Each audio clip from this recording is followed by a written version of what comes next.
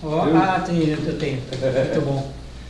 Olá pessoal, hoje vamos ter mais uma reunião aqui do grupo e eu pedi para os meus colegas para ler aqui o estratagema número 30 do nosso amigo Schopenhauer. Ok? Como introdução. Por quê? Porque quando eu li esse estratagema eu achei ele muito up-to-date com o que nós estamos sofrendo hoje em dia aqui no Brasil, quiçá até no mundo, tá? Então, o estratagema número 30 de como a arte de ter razão, do Schopenhauer. O argumento de autoridade, que consiste em vez de razões, fazer o uso de autoridade apropriadas ao conhecimento do oponente. Cada um prefere crer a julgar, diz Sêneca. É, portanto, mais fácil debater quando se tem ao lado uma autoridade respeitada pelo oponente. Mas para ele, haverá tantas autoridades válidas quanto mais limitados forem seus conhecimentos e capacidades. Sendo esses de primeira ordem, então haverá para ele pouquíssima e mesmo quase nenhuma autoridade. Na melhor hipótese, ele reconhecerá a autoridade de pessoas especializadas, os especialistas aí, em alguma ciência, arte ou ofício, sobre os quais ele saiba pouco ou mesmo absolutamente nada, e mesmo assim com desconfiança. As pessoas comuns, e aí estamos falando de a maioria do povo, ao contrário, nutrem profundamente respeito por especialistas em qualquer área. Elas ignoram que não se segue uma profissão por amor ao assunto, mas pelo que ela rende. E também que aquele que ensina um assunto raramente o conhece a fundo, pois quem o estuda a fundo raramente tem tempo de sobra para ensiná-lo. Mas somente para o povo, o vulgos, existem muitas autoridades que são dignas de respeito.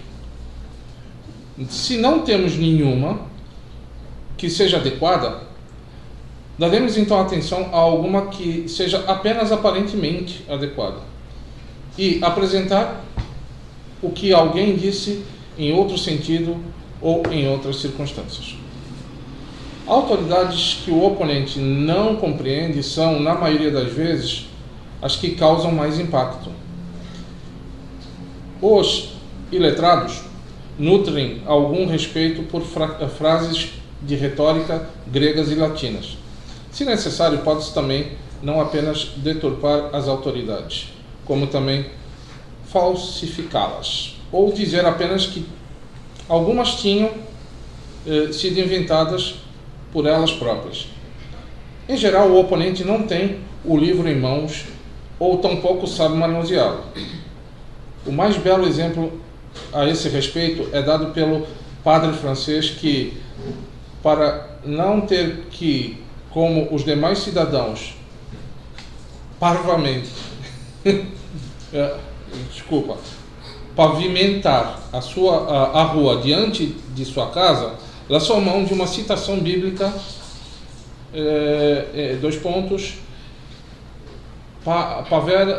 Paveonte ili. Ego non. Resumindo em português, eles que temam, eu não temerei. O que convenceu os administradores municipais. Ou seja, ele não disse nada, mas falou em grego, né? Então, pois a maioria pensa que, como Aristóteles,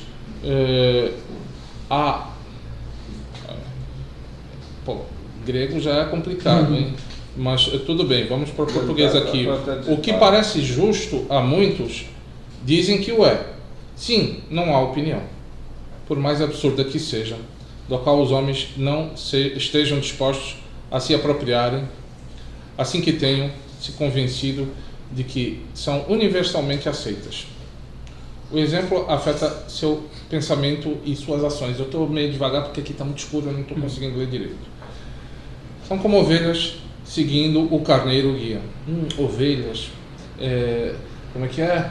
A guerra dos bichos, as ovelhas que gritam a qualquer um que fala alguma coisa, um especialista, o porco, um especialista, né? As ovelhas já saem gritando. Então, aqui são como ovelhas seguindo o carneiro guia, onde quer que ele vá.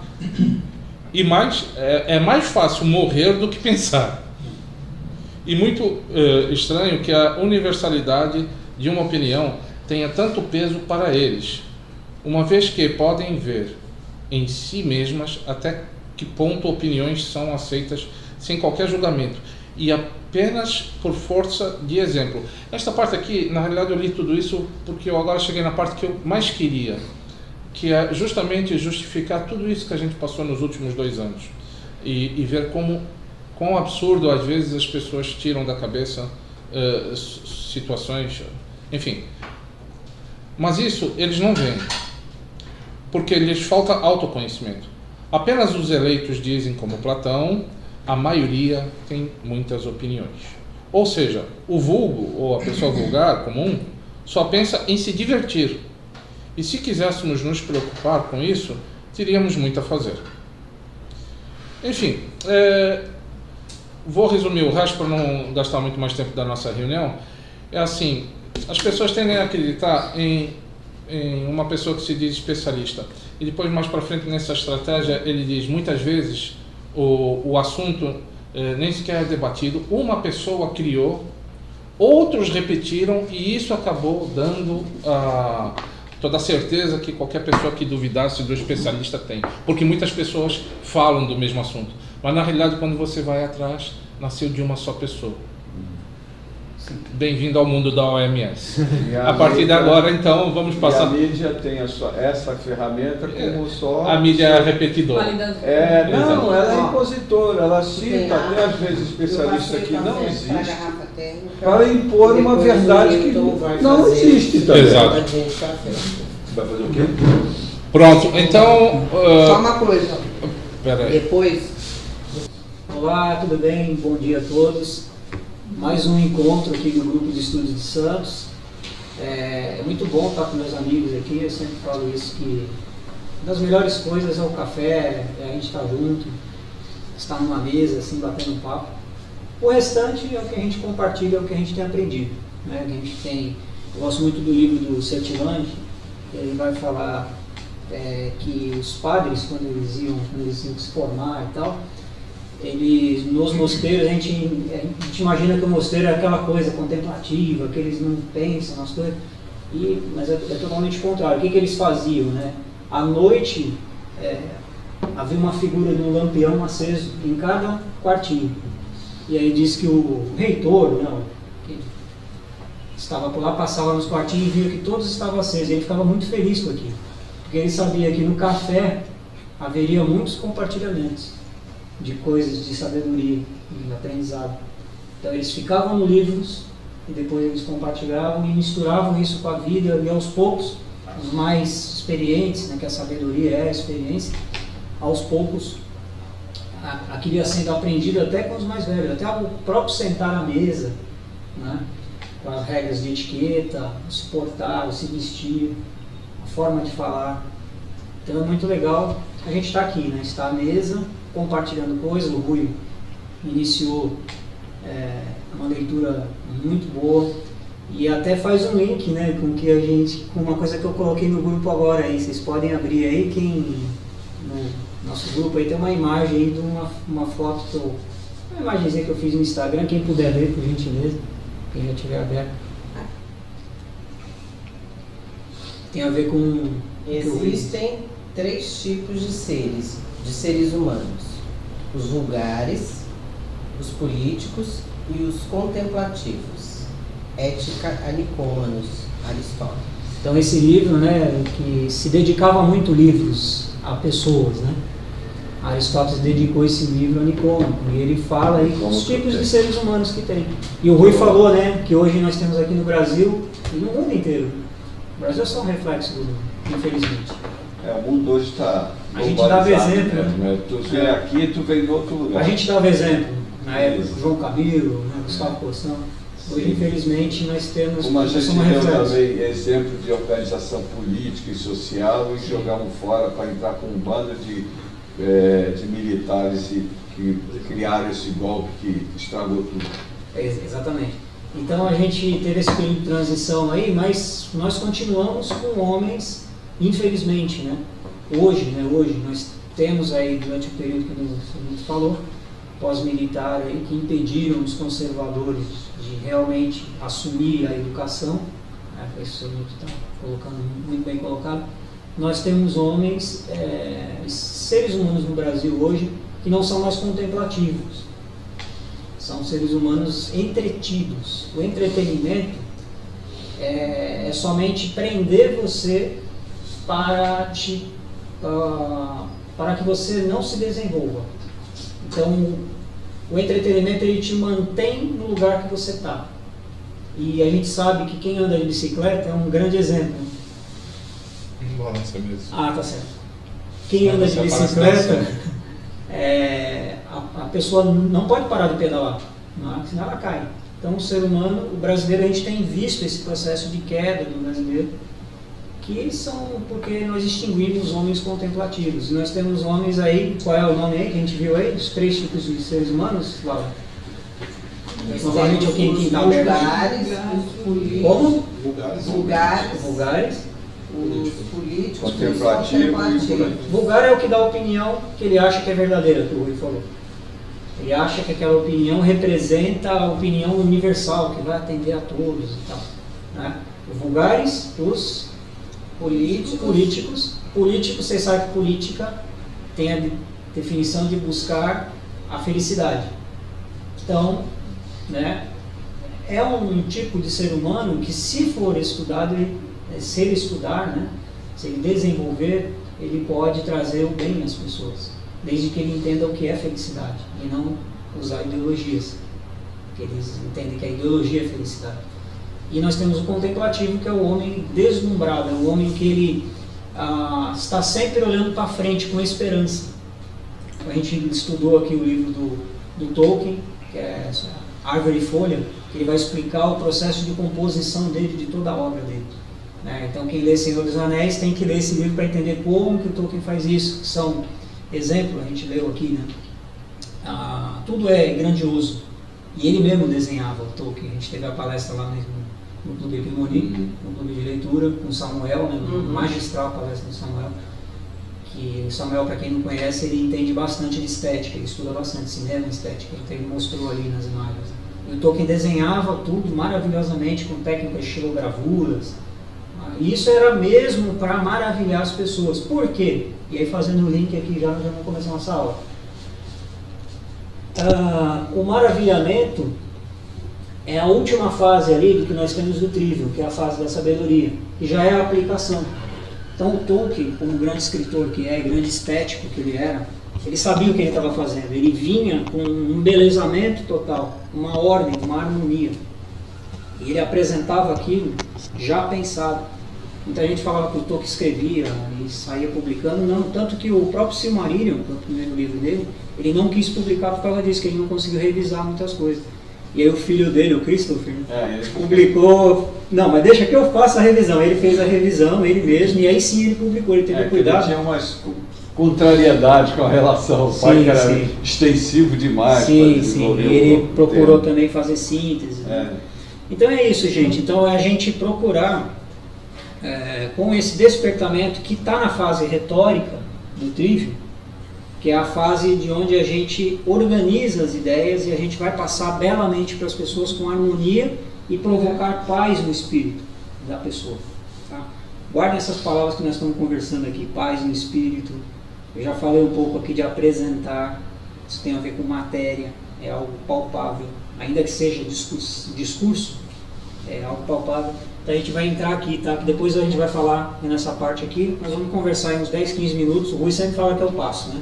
Mas eu quero não passar desses 10, 15 minutos, tá bom? Essa introdução, depois nós vamos para o exercício da dialética, que é o que a gente está aprendendo para estudar o livro A Arte de Ter Razão, tá? Então eu fiz uma proposta de estudar o Trivium, que são as 3 artes da linguagem. Como que eu apresento a linguagem para as pessoas, que não necessariamente é só falar, é escrito, publicar uma poesia bela, uma música, que a música primeiro ela tem que ser escrita, depois ela é apresentada. Lembre-se que a música é uma bela arte, tá? É uma bela arte, e a gente fez o link aqui com as musas inspiradoras, tem até a palestra que está lá disponível, lá que eu fiz com o Rui, as musas inspiradoras e o homem político. Eu não falei o político, o homem político, ou seja, o homem que lidar no público. Porque quando as musas inspiradoras eram as artes dos gregos, né? Que depois viraram as belas artes na modernidade, se estabeleceu. E o cinema foi a 7ª bela arte. Então o cinema conseguiu aglutinar tudo. Mas aí o estudo disso aí, depois vocês veem com calma lá, tá? Inclusive tem até eventos já no Brasil Paralelo. Tá. E por sinal temos uma nova edição excelente que eu comecei, deixa eu até fazer só interrompendo você um minutinho, te mostrar aqui o que está sendo passado. A crise dos 3 poderes. Certo. Excelente edição, como tudo que eles fazem. O Brasil Paralelo, algumas coisas fazem ruim, claro, né? O cara tá lá, né? Eles estão à frente, eles vão fazer coisas boas e ruins, e cabe a gente discernir. Como 2 palestrantes lá que são hoje um excremento humano da política brasileira. Sim. E está lá como declarante. Sim. Isso aí eu inclusive escrevi um monte de coisa que eu não gostei. É bom a gente informar isso para eles também, né? Às vezes não adianta fazer crítica que nem o Fernando Melo faz, e aí manda todo mundo sair. Não, mas eu não estou mandando ninguém sair do Brasil Paralelo, não cancele. Eu acho que é importante a gente mandar para as pessoas, porque eles estão à frente, né? É o que a gente estava conversando antes aqui, né? Que às vezes não dá tempo da gente raciocinar, refletir. Não. Porque a gente está no trabalho, a direita fez muito isso no Brasil hoje. Mas vamos voltar aqui, gente, ó. Então. Desculpa. Não, que isso. Nós temos aqui teoria, que a gente já aprendeu, então vamos voltar um pouquinho até agora. A gente viu a parte teórica, e lembre-se que eu coloquei entre aspas aqui, que teoria não significa aquilo que todo mundo entende hoje. Que é, eu vou ficar nos livros, esse cara é muito teórico, esse cara é chato, nada disso. É prática, que nem nós temos esse dualismo aqui, muito forte, principalmente a direita brasileira. Temos que ir à frente, temos que fazer acontecer, temos sim, mas nós precisamos de teoria, ou seja, nós precisamos... E aí a palavra teoria significa o que já foi experimentado e está sendo passado para as pessoas através de livros ou de palestras, etc. e tal. Tá? Então o básico é isso aí. Várias definições de teoria, mas a gente pode definir como isso. Teoria, no grego antigo, era isso. Era a tradição. Era, por exemplo, o que a Igreja Católica fazia. Eles investiam tudo porque eles entendiam que a Igreja Católica, a própria Igreja, né, transmitia muitas narrativas a partir da beleza dela. A gente ia numa catedral, a gente fica deslumbrado. Ali tem uma sequência de coisas. Então as pessoas investiam e queriam passar para as outras gerações. Elas davam todas as terras que elas tinham. Por quê? É isso. Teoria é isso. É passar a uma próxima, entregar. Né? A palavra tradição significa entrega. Toma para você aqui. É isso que significa teoria. É a gente aprender, lembra no início que a gente falou aqui? Do Sertilange, do padre Sertilange? É a gente aprender primeiro e passar. Tem uma questão que é falada nesse livro aqui, o trabalho intelectual, que eu queria ler para vocês. Deixa eu só achar aqui. Nem abri aí. Que na verdade é do livro anterior a esse aqui, que são 2 livros. O anterior tá, que é a nova... Deixa eu achar aqui. A Nova Arte de Pensar. É o primeiro livro que está esgotado. É do Jean Guiton, que é um francês. Ele vai dizer assim, ó, a admiração já apregoada pelos primeiros filósofos gregos da antiguidade é um dos requisitos fundamentais na arte de pensar. Ela pode ser vista sob 2 aspectos, passivo e ativo. Então, lembra que a gente viu o deslumbramento? A gente viu que o deslumbramento estava nessa fase, com essa produção aqui, a pessoa já tinha passado pelo conhecimento. Lembra que isso aqui é o trívio, que está junto com o quadrívio, né, nas artes liberais, que era o currículo clássico. Vocês lembram disso? Recapitulando tudo. O currículo clássico, por isso que eu falei para a Carla, que não necessariamente uma escola cristã é uma escola clássica. Ela não vai formar gênios necessariamente, como era assim, porque o currículo clássico era o currículo judaico. A gente já vê isso na Bíblia. E a Bíblia fala assim, ó, que o trivium, os 3 caminhos que levam, que é uma via só, são 3 vias, mas que são a mesma, você tem que percorrer as 3 juntas, era o conhecimento, o entendimento e a sabedoria. Na apostila está aí os versículos bíblicos. Isso já era usado na sabedoria judaica. Os livros de sabedoria, para quem não sabe, Salmos, Eclesiastes, Provérbios, tem tudo isso daqui, conhecimento, entendimento e sabedoria. Quem tiver com a apostila aberta vai ver alguma coisa, mas não é essa, tá? É a apostila de artes liberais. Então o conhecimento, qual é a fase do conhecimento? É a informação, é a imagem, é a matéria, é o que se apresenta para você no dia a dia. Tá? Hoje nós temos uma sociedade de excesso de conhecimento, excesso de informações.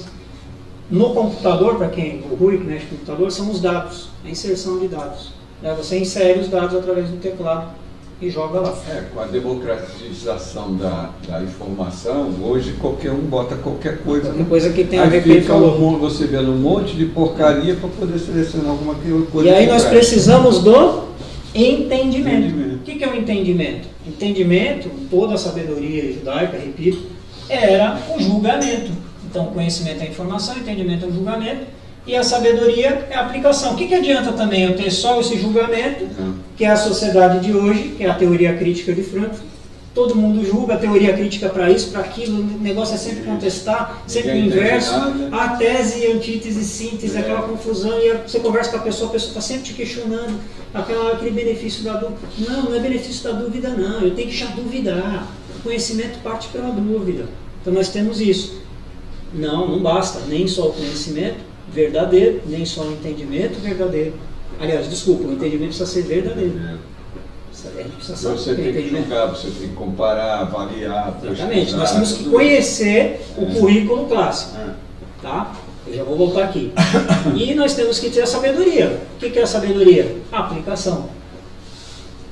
E enfim, isso aqui é o trivium. Gramática, lógica, ou dialética e retórica. A retórica é a sabedoria. A gente já vai vir para cá e nós vamos ampliar um pouquinho isso aqui. Por que eu coloquei assim, teoria? Porque isso é o que foi passado para a gente. E o que a gente estudou até agora. O trivium e o quadrivium, vocês lembram, que são as artes liberais, que o currículo clássico era o quê? Quem lembra aí? Quem lembrar vai ganhar um sorteio de livro. Vai ganhar um livro. Astronomia, geometria, Mas que era o próprio música, são quadrívios, aritmética. isso, começando com aritmética. Aritmética, que é um número isolado, que tem a ver com gramática, que é a palavra isolada. Por exemplo, a casa. Isso não diz nada. Só me diz uma informação, mas eu não tenho um objeto. Você tem um objeto, liguem as coisas. Então, é a mesma coisa matemática agora. A aritmética era só um número. Então, o número no espaço já ia para a astronomia. O número em movimento vai indo, entendeu? Então, era basicamente a matemática nas suas derivações, né? Isso. E depois a parte da estrutura da linguagem. Isso. Que aí você vai ter o discurso, aí você vai ter a gramática, a dialética. Então, é a arte da linguagem e a arte do número, tá? Basicamente, do espaço, do número. Então aqui, nós, desculpa, então eu falei que o currículo clássico é as artes liberais e, se a gente quer definir o que é educação clássica, como é que eu passo a educação clássica para uma pessoa? Artes liberais e grandes livros. Por que grandes livros? Aqui é um segredo. Lembra do Proust? Sabedoria. Exato. Porque os grandes livros são o tesouro da grande sabedoria, ou seja, é lá que está a grande sabedoria. Lembre que eu citei o Mortimer Adler, que é Mortimer Adler no livro dele, vários livros dele, né? Enfim, ele é um grande estudioso dessa parte também, tá? De aplicar as artes liberais. Ele fez isso nos Estados Unidos, ele aplicou o currículo clássico lá, e nós temos hoje, para mim, o que está acontecendo no mundo hoje, isso é uma teoria meio conspiratória, mas eu acho que tem um pouco a ver. É um ataque biológico porque perceberam que a educação clássica está voltando. E nos Estados Unidos, principalmente, com esse trabalho que foi feito há um tempo atrás pelo Mortimer Adler. O professor Lago fala que demora 50, 60 anos para se ter efeito de algo que é feito. o Morten Adler com os alunos dele e tal, continua aplicando o método clássico lá nas escolas. Isso está vindo para o Brasil. Eu citei o curso da Editora Trinitas, que eu estou fazendo de educação clássica, muito bom. Recomendo a todos aqui, é R$49 por mês. Você faz um curso maravilhoso com professores de lá da melhor escola do mundo. Inclusive tem até você sai com diploma. É um pouco chato porque é em inglês, então, mas tem lá tradução que não está, às vezes tem uns errinhos e tal, mas vale a pena. Então você primeiro precisa se treinar nisso daí. Então, artes liberais, grandes livros. Então eu tenho que ler Dostoiévski, eu tenho que ler sim, porque foram testados pelo tempo. Mas o que é novo não é bom? Mas tem que esperar um pouquinho para ver se aquilo mesmo tem o quê? Tem os elementos da educação clássica. Tá? Por que é grande livro? Por que é sabedoria? Porque tem os elementos da educação clássica. Lembra que eu falei? Que você passa para frente aquilo. Você é experimentado naquilo, você já aplicou, então você passa. Por exemplo, você lê a obra de Dostoiévski completa, leia desde o começo. Eu já falei isso aqui. O que Dostoiévski trata? De virtudes. Virtude é elemento da educação clássica. Dostoiévski, o que é virtude? Comportamento bom. Comportamento que vai ajudar no público. Dele, né? Que vai ajudar o homem público. O homem público precisa ter bom comportamento. Porque o verdadeiro educador, ele expressa, né, o homem integral, o homem educado. Ele educa assim também, não é só falando. Tá? Então Dostoiévski é maravilhoso para isso, para você ver as virtudes ali. Como que a pessoa quer ser digna diante da outra. Está no primeiro livro dele, Gente Pobre. Pobre gente, ele vai falar isso, é um senhor de idade que se comunica com uma moça jovem, você percebe isso na narrativa, e ele mora numa pensão, numa cozinha dividida, assim, ele escuta barulho de cozinha e fica falando, isso aqui é meio digno, mas tá bom, eu consigo ver você aqui, minha linda. E aí ele fala, mas fala num respeito, porque ele sabe que não dá para ele ficar indo na casa dela, vão falar mal da moça. Então ele fica falando isso o tempo inteiro. Mas enfim, leiam, que é muito legal, bastante nuance, bastante coisa gostosa. Por quê? E aí vocês vão entender, isso é o deslumbramento. É um prazer ler um livro assim. Você sai emocionado, tem passagens do Dostoiévski maravilhosas. Eu trouxe aqui até para ler, mas não dá tempo, né? Porque às vezes é muito... A gente pode ir lendo isso com calma depois. Então nós passamos por isso, passamos por tudo isso, e hoje nós vamos ver a prática. Que é o que? A palavra prática significa execução. No original dela, nem trouxe a palavra no original. Execução, experiência. E nós temos aqui uma coisa que eu vinha refletindo, que é uma chamada tríade que eu desenvolvi, olha lá, que é um método. Tá? O que um grande professor, o que um professor faz? O professor, esse livro aqui, o Trabalho Intelectual, vai falar um pouco sobre isso. O professor, ele não tinha muitos livros na Idade Média. E nem as pessoas que estudavam tinham muitos livros. Hoje a gente tem muita informação, a gente fica preso nisso. Então o que ele tinha que fazer? Ele tinha que se aplicar muito, se deter muito do que a gente está falando hoje, né, sobre a arte ter razão, a dialética. O que é a dialética? É o espírito. Eu falei julgamento, mas lembra que eu falei que nós vamos agora para a prática? Então vão agora já... peguem a mente, pegam o que foi falado e vão trazendo aqui. Ó. É entendimento, é julgamento, mas também é espírito. O que é espírito? Já percebeu quando você vai falar com uma pessoa, às vezes, teu espírito está dizendo algo daquela pessoa? Você fica incomodado com aquilo. E aí muitos falam, é preconceito, que não sei o que. Não.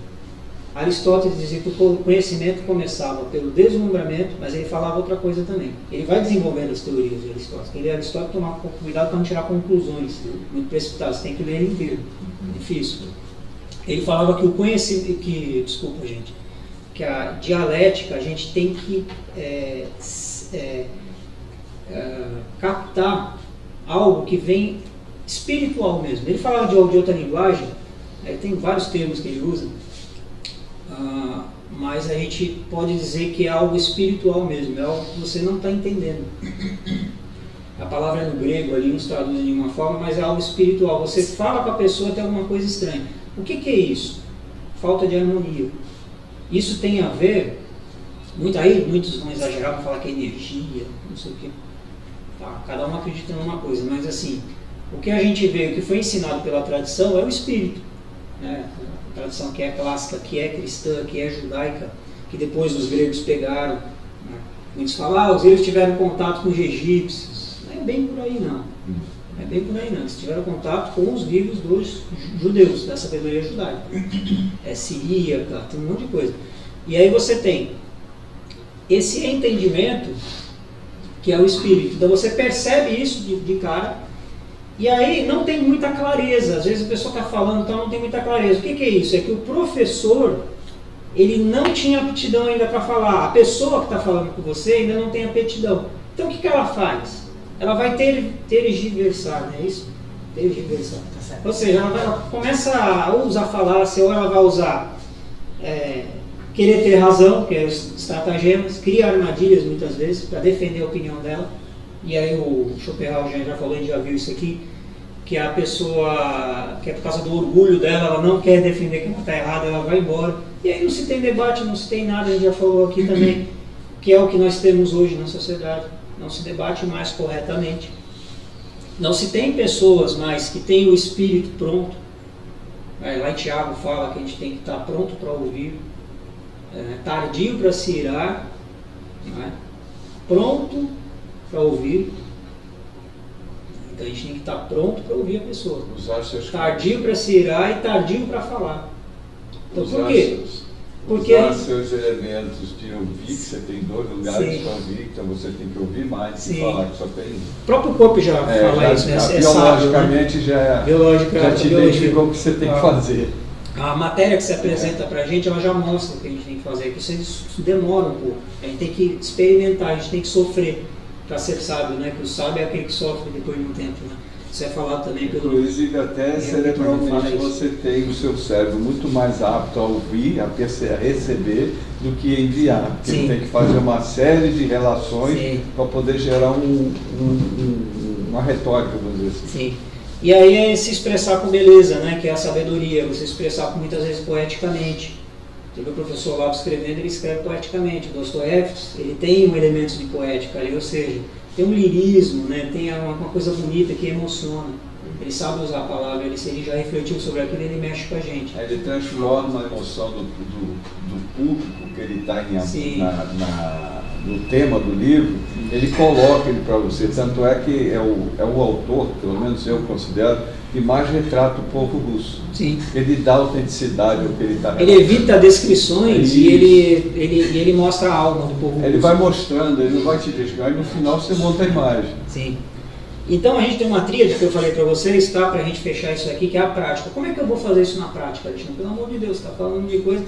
É isso, você vai esperar o primeiro impacto da pessoa, você vai julgar aquilo e você vai agir com sabedoria, que a sabedoria, lembra, o sábio conhece o tempo e o modo. Tá? Eu vou discutir naquela hora, eu vou usar o estratagema, o que eu vou usar? Eu vou usar uma falácia? Não, eu vou usar a sabedoria, que é das artes liberais, que é o quê? A dialética. Né? A gente aprendeu aqui. Então por isso que eu queria trazer para vocês, nós vamos ver nos exercícios, um método dialético que eu achava que era mais bacana, que é a disputação medieval. Como é que eu vou fazer isso? Como é que eu vou escrever os textos? Como é que eu vou falar com, por exemplo, meu filho, com meus, né, ou dar uma palestra? Como? Você vai usar disputar. Eu vou mostrar para vocês como é fácil. E isso está na apostila das artes liberais, a gente vai ver como isso é fácil, como isso é aplicável para ler notícias de jornal, né? Vocês vão ver como isso é aplicável. E eu tenho uma tríade também que eu queria passar para vocês, que eu falei que o professor é aquele que ele vai desenvolvendo, vai refletindo, né? Matéria, espírito e reflexão. Para quem quiser anotar, tá? Matéria, espírito e reflexão. Essa não está na apostila. Então, que são os 3 componentes do trabalho intelectual. Tá? Então eu já falei para vocês, né? Matéria, conhecimento, a informação, é o que se apresenta, pode ser mesmo falado, né? O entendimento, que é o espírito, e a reflexão, que é a sabedoria. Tá? Vocês sabem que lá na Idade Média, o homem médio, né, ele entendia que tinha que ter uma fase de reflexão, de dilema e de decisão. Quando você está lendo uma grande história, uma grande narrativa, que é o que capta as pessoas hoje, mesmo na internet, são as narrativas, as histórias. Eles contam coisas. Os filmes de amor, por exemplo, que você assiste, sempre vai ter você está esperando naquele gênero que é filme de amor, você vai esperar que a esperança vai dar certo, o grande amor. Ainda que eu seja feio, ainda que eu seja isso, que eu seja aquilo, vai dar certo. Aí eles põem um personagem que eles querem dizer que vai dar certo. Então é assim que se apresentava. O homem médio já pensava desse jeito, ele refletia, ele tinha um dilema, então se apresentam as coisas para a gente. E aí eu vou refletir sobre aquilo, eu vou ter um dilema e eu vou tomar uma decisão. É assim que se constroem narrativas. Esses filmes são assim que são feitos. Os escritores, os cineastas, os roteiristas fazem assim, cena a cena. Cada cena é feita desse jeito. O personagem age, há sempre uma ação, há um obstáculo para algo que ele quer e há um desastre. Ou seja, não acontece ou acontece mais ou menos. Aí, diante do que acontece com ele, o que ele tem que fazer? Tem que refletir. Ele vai para um canto às vezes na própria cena ele conversa com alguém. Ele reflete sobre aquilo. Caramba, eu queria falar com a pessoa, mas ela me atendeu na porta, ela não me atendeu e me mandou embora. Mas eu preciso entregar para ele aquela coisa. Então, reflexão, dilema. Ele tem que refletir sobre aquilo que aconteceu. Dilema, decisão. A decisão é: eu faço isso ou faço aquilo? Eu entrego para ele, como que eu vou fazer? Então isso é um ato de sabedoria. O que aconteceu nos tempos de hoje? Com a sociedade com excitação, com excesso de informação, a gente não chega a nenhuma fase, não chega ao entendimento, não chega a julgamento, não reflete, não tem mais nada. E aí essa tríade aqui é interessante, que dá para a gente refletir um pouco. Né? Dá para a gente pensar, pô, tem hora que o espírito não está legal porque tem alguma coisa errada ali. Não. Então é isso que eu queria trazer para vocês de início aí, e a gente iniciar nossos exercícios nesse sentido. Né? A gente percebendo o que nós vamos fazer. Tá? A gente percebendo como a beleza no que a gente vai ler. Tá? Nós vamos ler aqui um pouquinho, disputar, eu vou ler alguns textos para vocês verem como tem beleza nisso, como que esses caras faziam isso. Como é que eles transmitiam isso depois desse processo de reflexão que era o conhecimento e o entendimento, ou seja, era o tríade, eles sabiam raciocinar dessa maneira. Essa é a forma de raciocínio, tá? Do homem medieval que formaram os grandes gênios. Eles pensavam assim, com tríades, tá? Então é isso, tanto que tem o Pai, o Filho e o Espírito Santo, né? Todos são né, integrados, e cada um de um jeito, mas atuando ao mesmo tempo, tá bom? Então é isso, pessoal. Vamos para a segunda parte. Alguma dúvida? Não. Alguma dúvida? Não? Não mesmo? O momento é esse, o Carlos para sempre. Não, só tem uma coisa, que aí é pensamento meu, não é pensamento todo. Tem alguns elementos aplicados na dialética que eu não consigo trabalhar. Eu não sei usar mentira. Não sei mesmo. Se eu tiver que ganhar primeiro que eu não me incomodo tanto com o ganhar ou não uma discussão. Eu fico satisfeito quando o que eu coloquei foi entendido e aceito ou parte aceitada. Mas também não fico. Quer dizer, posso ficar chateado porque não consegui atingir meu objetivo, mas que isso me comprometeu só porque eu queria vencer. Eu sou medíocre nesse aspecto. É, a dialética erística, né? Que é o que ele a erística mesmo, para mim, faço o que quiser, certo que ou errado. Schopenhauer, ele denomina como a ciência dele aqui, da estratégia, como dialética erística. Isso ele separa. Na verdade, a dialética é outra coisa, né? Das artes liberais. Ele pensa na dialética como lógica. Sim. Que aí você procura colocar a verdade, sim, convencer da verdade, sem usar ferramentas, vamos dizer assim, escusas distantes. E quem quer ganhar normalmente parte para o segundo lado. Ele não fica no primeiro, porque no primeiro ele não vai ganhar, porque ele já viu que não ia ganhar. Porque quando a verdade é fácil e você conhece, é muito fácil você transferir isso para os outros.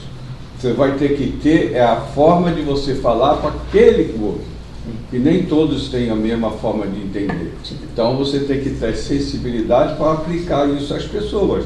Cada pessoa é uma pessoa. O sábio porque você vê, um bom sábio e um bom orientador, ele olha, você pode ver que está sempre olhando, no caso dos alunos, para ver o cara que está em dúvida. Porque quando o cara está em dúvida, ele transparece. Ele não deixa, ele pode não falar, está com vergonha e tudo, mas o olhar, tudo dele está, a inquietude, tudo isso ele está te dizendo, eu não entendi, mas estou com vergonha, ou qualquer outro assunto.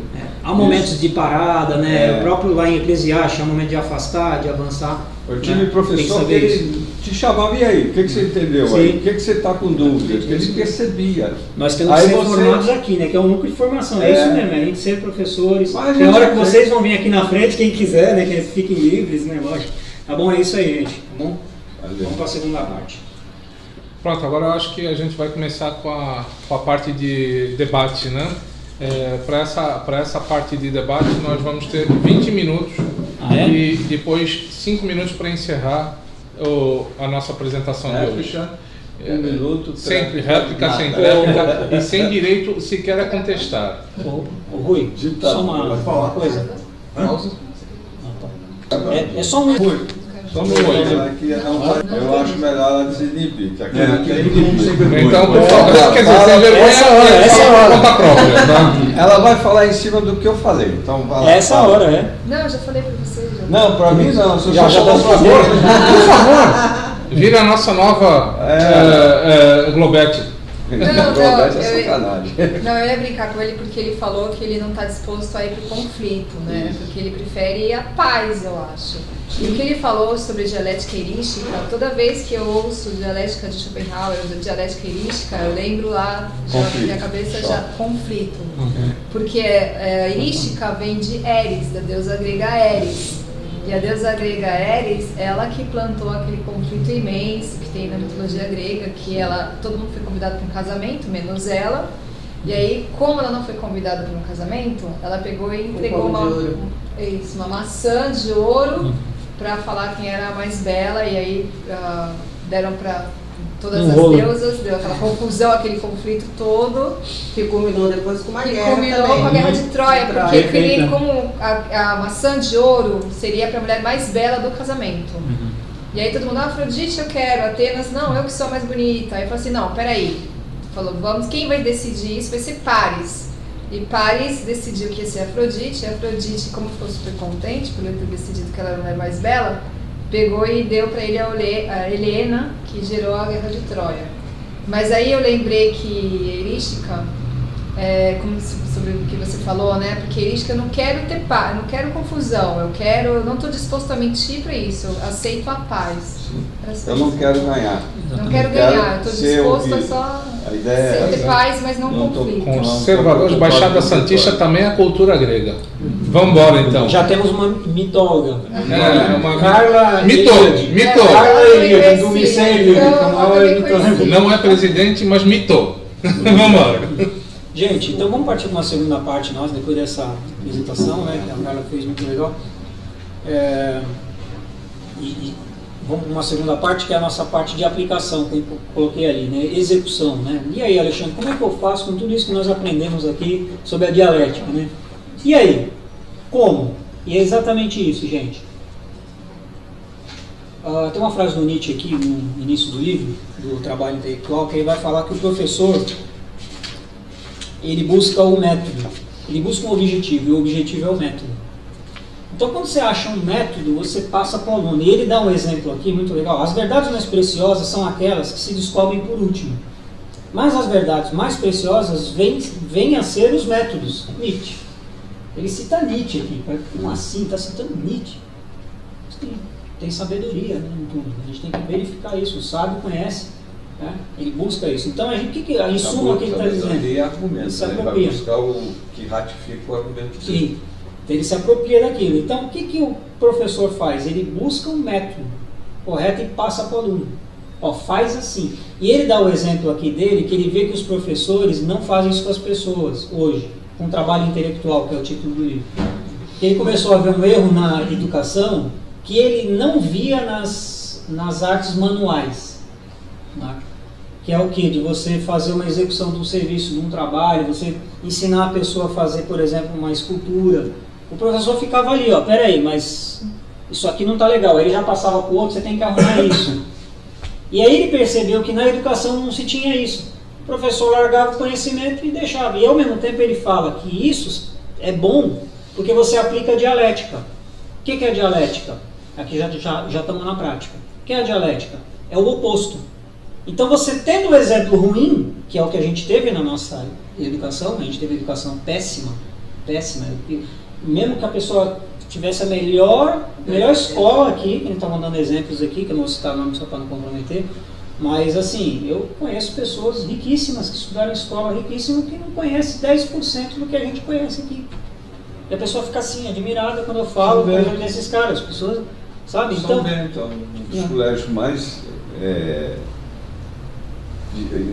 dizer assim, mais conceituado no país, e você não tem nada disso. Não tem nada, ou seja, não tem o oposto, eles não conseguem pensar dialeticamente, eles pensam ideologicamente. E nós conseguimos pensar dialeticamente, porque a gente pensa que a gente já teve isso horrível e a gente precisa arrumar isso. Como você vai arrumar? Com a pessoa. Então, Alexandre, pelo amor de Deus, eu vim aqui que eu quero aprender como é que eu faço com meus amigos. Esteja com elas no que ela está fazendo. Poxa, mas ele fica vendo vídeo de TikTok, parece que bate no cérebro. Cara, e agora? Assiste com ele, cara. Moça, assiste. Vai. E aí você fala, isso aqui é legal, mas isso aqui, filho, entenderam? Aí você mostra outra coisa também, gente. Então, filho, você já viu isso aqui? Aí você mostra, porque aí ele vai falar, também vou assistir com meu pai, vou ver Crônicas de Nárnia. Aí você vai despertando, deslumbramento, você vai indo embora. Vocês estão entendendo?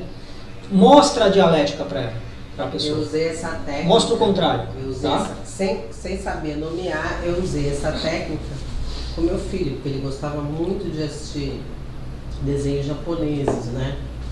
E assim, pra mim era uma coisa assim, não que eu não gostasse, achava bonito, mas achava um pouco violento. E ele assistia aquilo assim, impávido. Então eu falei, vou começar a assistir isso com ele. Então eu acompanhei toda a saga de Cavaleiros do Zodíaco. Aí brigava com ele. Boa. Aí ela entrou na briga dele. Boa, isso mesmo, pra poder fazer isso. Entre no mundo da pessoa. Entender o que estava acontecendo para depois poder fazer esse contraponto. Mapeie o seu mundo. Qual é o seu mundo? Na arquitetura tem uma coisa que eu esqueço o nome, que é o background, lá que você coloca tudo e aí você faz o projeto para a pessoa. Então o casal, por exemplo, ele é mais clássico, ele é mais moderno. Então você vai pegando as coisas que a pessoa gosta, não sei o nome disso, para quem trabalha na arquitetura pode dizer. E aí você mapeia a psicologia e transforma aquilo em, por exemplo, em cadeira mais antiga, vai ter que colocar uma coisa nova e tal. Faça isso. Veja seu background. Que tipo de filme que você gosta? Eu gosto de terror. Tá, mas e minha mulher, meu marido, meu filho? Faça backgrounds. Ele gosta de cinema, ele gosta de terror. Eu gosto de ficção científica. Ela gosta de terror, não sei o quê. Entenderam? E aí assistem com ela, assistam. Eu, por exemplo, não gosto de comédia romântica. Eu me forço para assistir com a minha mulher. Ela já assistiu 5 vezes um filme. A mesma comédia romântica. Casamento da minha melhor amiga lá. Sabe qual é? Eu vou assistir. E eu gostei, eu falo que eu gosto. Eu tô mentindo mais ou menos? Não tô mentindo, eu tô falando a verdade. Eu gosto de estar do teu lado. Você, é isso aí. Eu vi falar em filme, eu vi ontem especificamente um filme que se chama A Morte de Deus. É muito interessante, para quem puder ver, não sei se está no Netflix, está no YouTube, acho.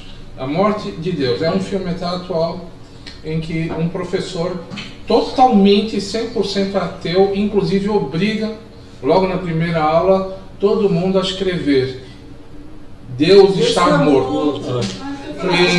Deus está morto. Deus está morto.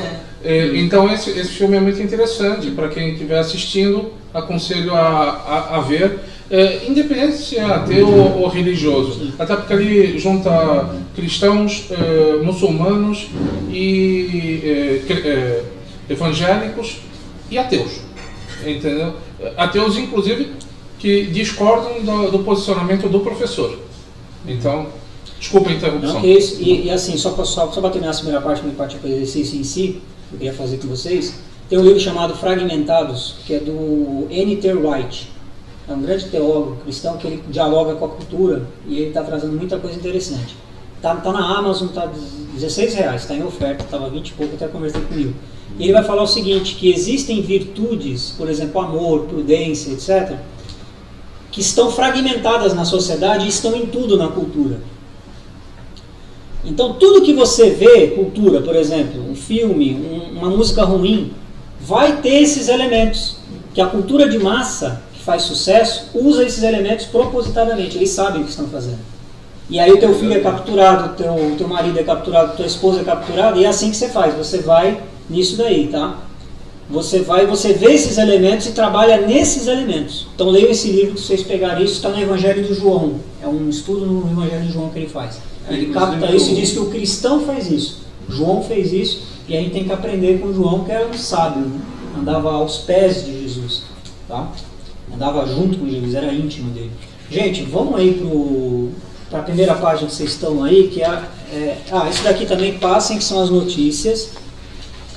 Nós temos quantas pessoas? 2, 4, 6, 7. 6, né? Então, alguém vai ter que fazer em dupla. Acho que 2 pessoas vão ter que fazer em dupla, não tem 4 só. 4 notícias. Ou quem quiser abrir no celular e pegar uma notícia do site do UOL, que dizem que é notícia, né? Mas tudo bem, a gente vai ver isso aí. Que é o único que está, acho que, liberado, né? Para ver, acho que é o UOL. Olha, toda essa porque as outras a gente tenta entrar nas reportagens. eu não vejo mais nenhuma. São matérias curtas também, que eu vou trabalhar, acho que vale a pena. Quem quiser abrir, ou então pega essa daí. Tá? Olha, eu vou ler para vocês uma notícia de jornal, eu vou dizer o que vocês querem fazer. Se não der tempo de fazer hoje, a gente leva para casa e depois traz, tá? Leitura de uma notícia de jornal. Então, ponto 1 aqui desse textinho que eu mandei para vocês. Leitura de uma notícia de jornal. Regras do exercício. Separe um trecho curto da notícia e cite o estratagema usado. A gente viu os estratagemas nesse livro. Se você não viu, lê lá os estratagemas. Lê alguns lá. Tá, eu vou tentar pegar esse daqui. Eu vou citar uma notícia para vocês. Vamos verificar um trecho de uma denominada notícia, entre aspas, do site UOL sobre uma cerimônia sigilosa que a Biblioteca Nacional fez para homenagear bolsonaristas, segundo eles, tá? Olha lá. Os apoiadores de longa data do presidente Jair Bolsonaro dividem a lista com escritores e compositores de destaque da cultura brasileira e com servidores de anos da Biblioteca Nacional. A escritora Nélida Pion, percebam, primeiro elemento, narrativo. Sim. Olha, ele tá contando uma história. Não menospreze os jornalistas do UOL, etc., da Folha. Eles sabem o que eles estão fazendo. Não, o problema dele é caráter. Mas perceba ele na narrativa. Ele não está falando assim, ó. Olha, segundo, não é mais aquele jornalismo antigo. Já é a opinião. Percebam isso, ó, é a opinião narrada. Sim. Ó, os apoiadores de longa data do presidente Jair Para Bolsonaro. você. Inclusive, quando ele cita especialista, é a opinião dele, não tem especialista, Sim. porque ele nunca identifica. A gente vai ver.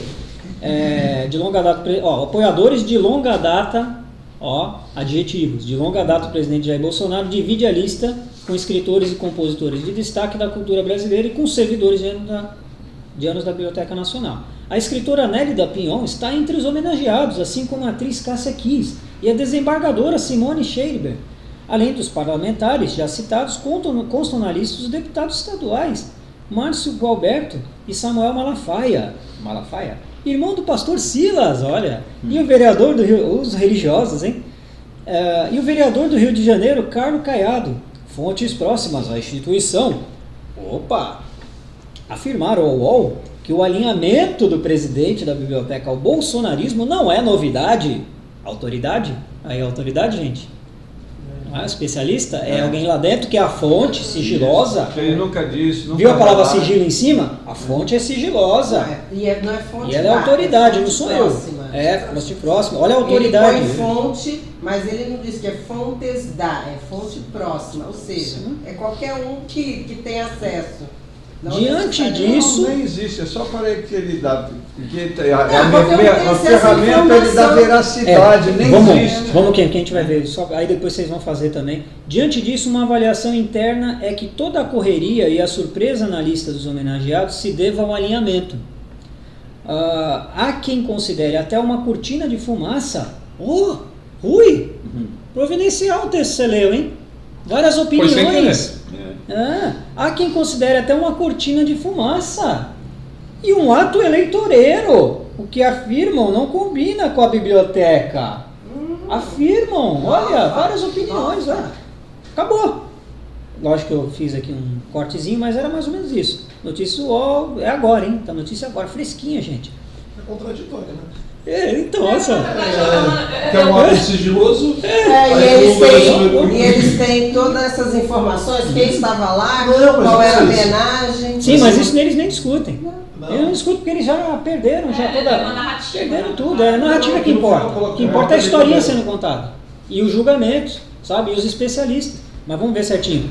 Estratagema 35 aí, nosso. Ao invés de concentrar-se no intelecto do seu oponente, ou no rigor do seu tem vários estratagemas, tá, gente? Eu peguei isso aqui só para ilustrar. Ao invés de concentrar-se no intelecto do seu oponente, ou no rigor dos seus argumentos, concentre-se nos motivos dele. Lembra lá, nesse livro aí tem ali que divide. Eu posso ir para o ad hominem, para a pessoa, ou eu vou para o próprio argumento, no debate. Exatamente. Se você vê que a pessoa está no ad hominem, você sai do debate. Não vai ter debate, sai fora. Que era o que o Olavo fazia muitas vezes, que até tinha gente que levantava que sabia o que ele estava fazendo. Era herístico. Então você sai fora. Ao invés de sai fora, que eu digo assim, tenta, né? Vai para dialética. Quem perde. tenta já era, perde. Não Quem entra tenta, porque não perde. tem debate, não vai chegar à verdade. Do o que que importa é pra tentou, ele dialética. perdeu. Ao invés de concentrar-se no intelecto do seu oponente ou no rigor dos seus argumentos, concentre-se nos motivos dele. Então, ó, uma outra forma, motivo.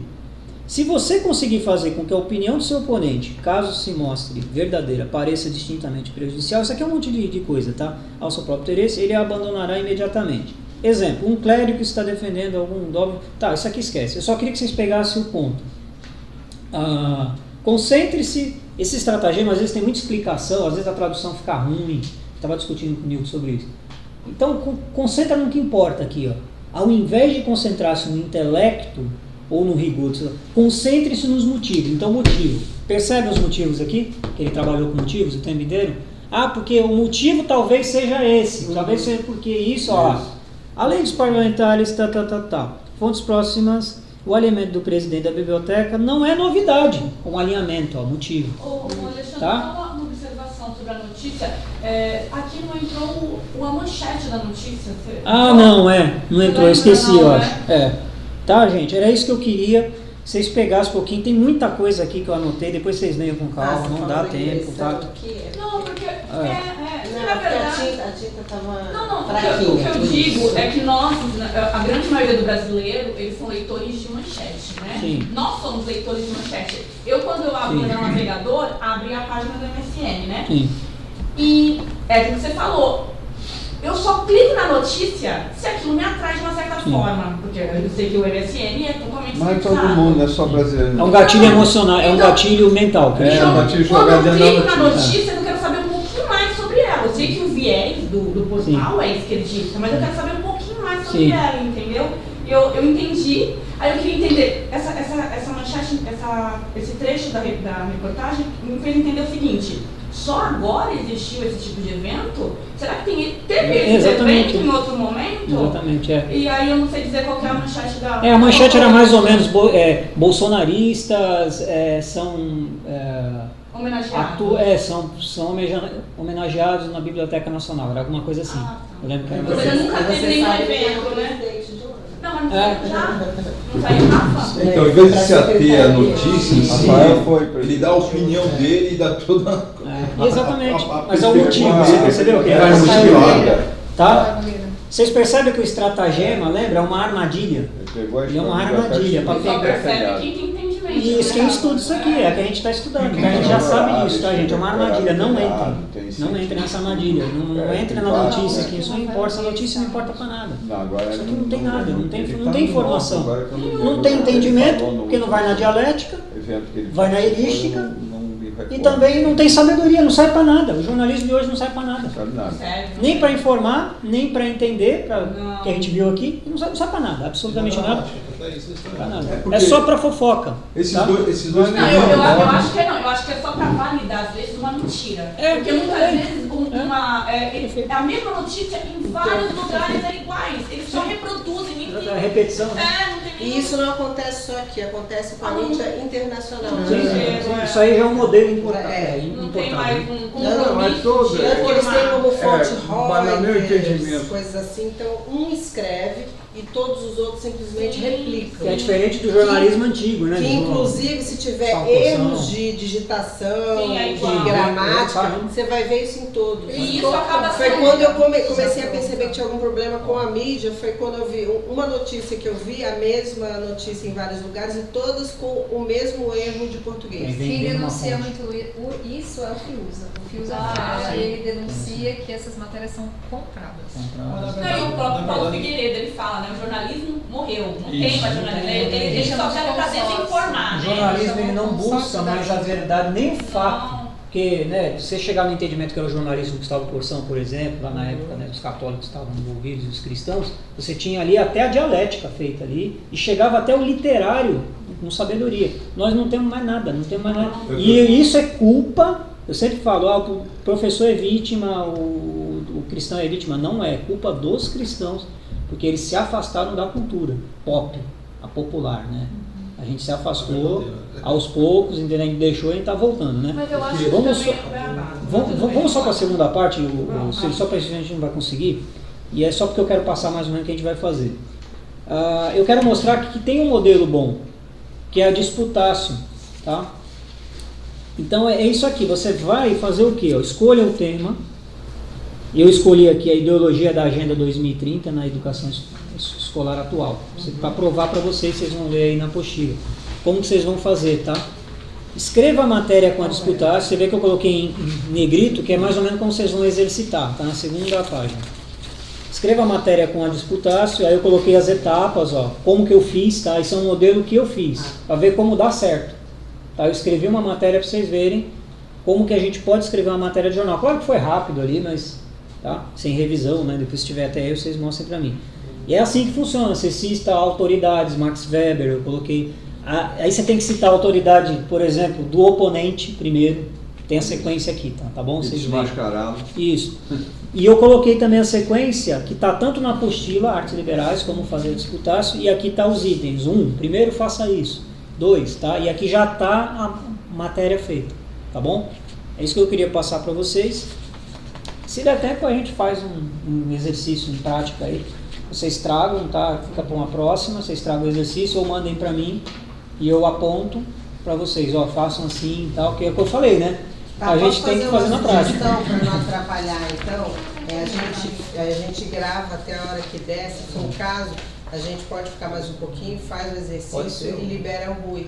Sim, Por conta do horário. Não, Pode mas ser? acho que também tem horário. Não, pra mim... Não, assim, só pra posso- gente concluir o exercício, senão a gente não termina. Fica tudo pelo meio Fica do faltando caminho, um, né? Fica faltando uma coisa. Tá. E no próximo sábado já é aula sobre retórica, lá com o Fábio. Vocês vão também? Então eu vou colocar o nome de vocês na lista. Eu vou fazer a lista hoje com todos os nomes e E o vou Pix? encaminhar Que é a pra retórica, né? Nós vamos aprender retórica. Você Vamos usar o descobre. celular. O Max me respondeu na minha frente. Isso aí, Ele né? nem tá no grupo, ele tá aqui de agregado. Pronto, É. olha, então estamos encerrando aqui. Tá, Muito obrigado, pessoal. Ai, desculpa. Não, era só pra